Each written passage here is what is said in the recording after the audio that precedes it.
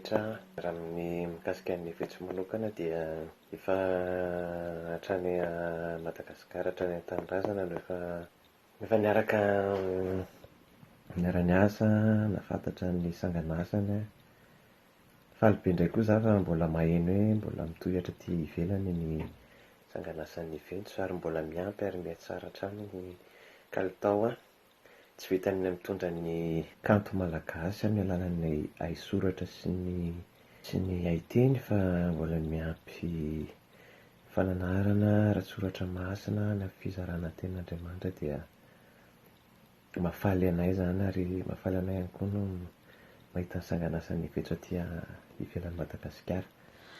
Bonjour ny Vetso, mpankafy ny asa ataonao fotsiny za fa mirary ny soa indrindra amin'ny ataonao rehetra toy izy foana ho an'ny taranaka malagasy. Tsara e! Anisan'ny mpanoratra izay tsy zoviana maro intsony ny Vetso noho ny akanton'ireo sangan'asa izay vokariny. Ny tenako dia nanana tombotsoa ny fanerasera tamin'ny Vetso ary nankafy ireo sangan'asa izay novokariny ireo.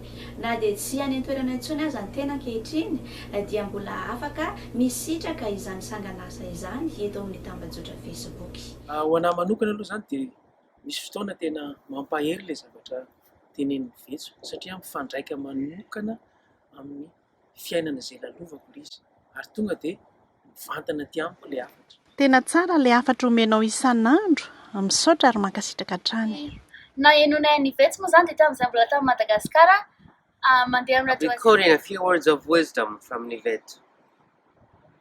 If you have a family that loves you, a few good friends, food on your table, and a roof over your head, you are richer than you think. Ity koa dia isan'ireo asa soratry ny Vetso.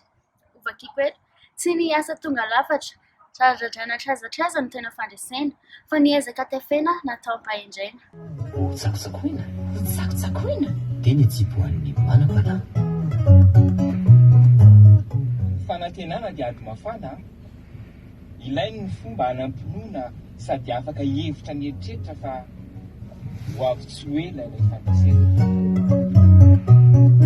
Ny Vetso. Anio 4 Janoary 2024. Andro lehibe tokoa satria ankalazana ny faha-telopolo taona nanorata ny mpanoratra ny Vetso. Mahafinaritra be, tsara fa toy izo ary isan'ny ankafiziko ilay asa soratra ao. Ilay ato amin'ny FB izao tsy dia manaraka fa ilay ao amin'ny onjam-peo tena arahako foana. Amin'ny farany ilay izy misy hoe ny Vetso dia izay no hanamafisako hoe anao tokoa ve ilay izy, hay marina tokoa, misaotra e mankasitraka. Ny ankohonana zalady fototra iray manokana ahafahana manangana sy azona mba hanorina rindrim-piarahamonina. Dia hitako hoe miavaka ny zavatra hoentin'ny Vetso nahoana. Amin'ny teny frantsay dia misy an'ilay hoe forme chiffon. Voaravaka zany ny hafatra raha amin'ny Facebook ny jereva antsika dia misy sary izay mifanahaka amin'ilay zavatra ho tenenina zany. Hita fa zavatra mirindra zany ny zavatra adika na dia misy fanabeazana, fahendrena sy fampahirezana zany hoentiny dia miady rima. Merci ny Vetso, ilay namana mampahery isan'andro. Maro ny poeta sy mpanoratra malagasy fa anisany manana ny mampiavaka azy tokoa raha ny Vetso ary ankafiziko amin'ny fomba manokana izany koa dia miarahaba anao ny Vetso nahatratra ity andro manan-tantara eo amin'ny fiainanao ity. Fonitany Madagasikara ny tenako dia nanaraka tsara ireny fandaharana ho tsakotsakoina sy ny tononkalo samihafa ireny ary eto La Réunion ihany koa dia mbola manaraka amin'ny alalan'ny internet.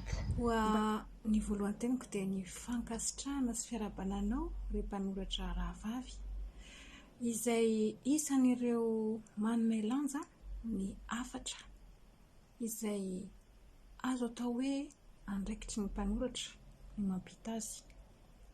Hafatra izay miabo hatrany no nataonao, hafatra mitondra ny fanahy ho amin'ny toerana avoavo hatrany. Mba hipakany amin'ny malagasy tsirairay ny teny ho tsakotsakoina zarainao isan'andro. Fa neveriko fahalehilahy izany ny Vetso zany e. Ny Vetso dia efa fantatsika loatra, entsika any amin'ny radio sady hitantsika eto amin'ny Facebook isan'andro, izay no manome hafatra ho antsika tsirairay. manampy atsika amin'ny fanarahana ny tompo sady manampy atsika amin'ny fitaizana eo amin'ny fiainana andavanandro. Miarahaba antsika rehetrarehetra mpiray-tanindrazana Madagasikara na tany anarako amin'izao fotoana manokana zao dia te hizara kely fotsiny aho hoe nahitako tombontsoa be dia be teo amin'ny fiainana ny fiainiko ny Vetso satria fonoanatra be dia be misy soatoavina tsy hoe fivavahana fotsiny no azo amin'ny fiainana ny Vetso fa misy soatoavana be dia be izay ahafahana miatrika ny fiainana ary na zao aty Amerika zao aza dia mbola miaina ny Vetso foana. Tao amin'ny fiangonana amin'ny teny anglisy no voalohany nahenoko ny Vetso. Hitako hoe mahafinaritra zany mihaino zavatra fikarin'ny Vetso, mampahery mitondra aina vao indrindra ho an'ireo izay kivy sy ketraka eo amin'ny fiainana. Tsy vitany tao amin'ny fiangonana amin'ny teny anglisy fa tao amin'ny radio Oasis dia isan'andro satria anisan'ny tena mpiaino mavitrika ny radio Oasis koa moa ny tenako.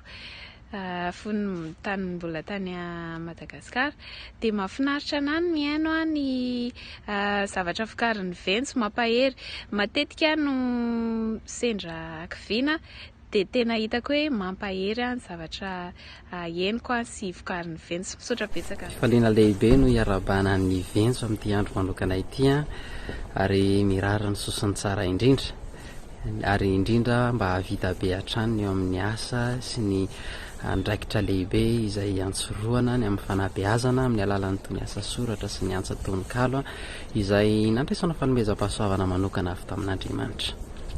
Nanana tombontsoa manokana ny tenako niara-ny asa tamin'ny Vetso nandritra ny asa tany Madagasikara ary tsapa fa manana fanomezam-pahasoavana manokana. Ny filaritsoa atolotro an'ny Vetso dia ny talenta izay nomen'Andriamanitra anao ane hitombo hatrany ka hitondra fitahiana, fahasoavana, faherezana ho an'izay rehetra miaino na mamaky izany. Misaotra anao ny Vetso ary dia mirahasoa mirary fahombiazana ho anao hatrany eo amin'ny adidy masina izay iandreketanao. Ka manampy atsika hatrany anaraka azy eo, misaotra betsaka, velo. Fanabeazana, fampandrosoana ny maha-olona izay ny tena hafatra raketin'ny asa soratra izay vokarin'ny Vetso dia mankasitraka anao indrindra ary mirary soa ho tafita amin'ny tanjona irina androso hatrany ane ny asa sy ny ezaka rehetra izay ataonao dia mirary soa hatrany tompoko. Dia mampirisika antsika rehetra hiaino sy hankafy an'izany manaparitaka raha azo atao fa ahafahana manavotra, ahafahana mananatra, mampisondrotra olona maro amin'ny fiainana ny hafatra sy ny sanganasa hoentin'ny Vetso. Misaotra betsaka ny Vetso noho izany zavatra rehetra izany.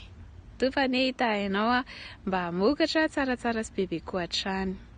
Ary ankasitrahana etona Andriamanitra ny hanampy sy hampitombo hatrany an'ireny fanomezam-pahasoavana ireny mba ho fanomezam-boninahitra ny anarany ary indrindra mba ho fitarihan-dalana hatrany an'ireo tanora antsika sy fanabeazana ihany koa, tsy ny tanora ihany fa na ny olon-dehibe aza dia samy nahazo ny anjarany tao anatin'izany ka dia mirary soa indrindra tompoko ho tahian'Andriamanitra. Ny teny malagasy ihany koa dia nomenao ny lanjany hatrany ary ny toerana nametrahanao azy dia tsy lasa-danja amin'ireo teny hafa eto ambony tany. Manao veloma manam-peo antsika rehetra, mirary soa. Veloma.